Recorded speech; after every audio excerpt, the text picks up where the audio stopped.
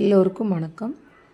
ஸ்ரீ குகன் சமையலுக்கு உங்களை அன்புடன் வரவேற்கிறேன். வாழ்க வளமுடன். இப்போது நம்ம என்ன பார்க்க போகிறோம் அப்படின்னா, கடையில் வாங்குகிற அரிசி மாவில் எப்படி நம்ம சூப்பராக இடியாப்பம் பண்ணலாம் அப்படிங்கிறத இப்போ பார்க்க போகிறோம். நான் இதுக்கு ஒரு சிக்கன் குழம்பு செஞ்சுருக்கிறேன். இது என்னுடைய ஸ்ரீ குகன் சமையல் யூடியூப் சேனலில் இருக்குது. உங்களுக்கு தேவைப்பட்டால் நீங்கள் போய் பார்க்கலாம். இந்த குழம்பு எப்படி இருக்குன்னு பார்த்திங்கன்னா, நல்ல தண்ணியாக இருக்கும், ஆனால் சூப்பரான டேஸ்ட்டாக இருக்கும். நம்ம காலைல இடியாப்பத்துக்கும் சாப்பிட்டுக்கலாம், இட்லி தோசையும் எடுத்துக்கலாம், மதிய சாதத்துக்கும் நம்ம எடுத்துக்கலாம். சரிங்களா? அந்தளவுக்கு சூப்பராக இருக்கும். இப்போ நம்ம வீடியோக்குள்ளே போகலாம் வாங்க. இப்போ நான் அரிசி மாவு 1/2 கிலோ எடுத்துருக்கிறேன்.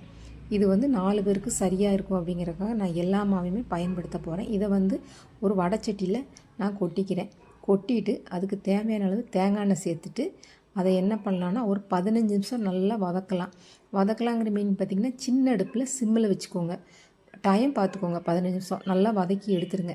வதக்கி எடுத்துட்டிங்கன்னா அதுக்கு அப்புறம் நம்ம என்ன பண்ணுறோன்னா தேவையான அளவு உப்பு சேர்க்குறோம். உப்பு சேர்த்துட்டு கீழே வச்சுட்டு அதுக்கப்புறம் நம்ம என்ன பண்ணோன்னா ஒரு பாத்திரம் எடுத்துகிட்டு அதில் நான் 3/4 லிட்டர் தண்ணி எடுத்துருக்கிறேன். 3/4 லிட்டர் தண்ணியை நல்லா கொதிக்க வச்சிடலாம். கொதிக்க வச்சுட்டு அதுக்கப்புறம் இந்த மாவில் அதை நல்லா கலந்து நல்லா பிசைஞ்சு வச்சிடலாம். இது பார்த்திங்கன்னா நீங்கள் முன்னத்த நாளே இந்த மாவு வறுத்து வைக்கிறதுனால வச்சுக்கலாம். சரிங்களா? அதுக்கடுத்து பார்த்திங்கன்னா பிசைஞ்சிட்டு நல்லா உருண்டை பிடிச்சி நம்ம வச்சிடலாம். 1 மணி நேரத்துக்கு முன்னாடி வச்சிடலாம். அது நல்லா ஊறிட்டு இருக்கும். சரிங்களா?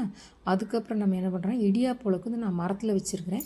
நீங்கள் மரத்தில் வச்சுருந்தாலும் சரி, நார்மலானதில் வச்சுருந்தாலும் சரி, உள்ளே தேங்காய் எண்ணெய் பூசிட்டிங்கன்னா உங்களுக்கு புளியறதுக்கு ரொம்ப ஈஸியாக இருக்கும். சரிங்களா?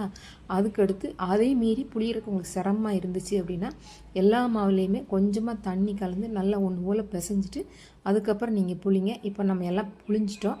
இப்போ நம்ம அடுப்பில் வச்சிட்டோம். கரெக்டாக 15 நிமிஷம் டைம் பார்த்துக்கோங்க, வெந்துடும். அதுக்கப்புறம் நம்ம சிக்கன் குழம்போடு இன்றைக்கி காலை உணவு எடுத்துக்கலாம். என்னோடய வீடியோ பார்க்குற எல்லாருக்கும் ரொம்ப நன்றி. உங்களுக்கு வீடியோ பிடிச்சிருந்தால் லைக் பண்ணுங்கள், ஷேர் பண்ணுங்கள், சப்ஸ்கிரைப் பண்ணுங்கள். நன்றி, வணக்கம்.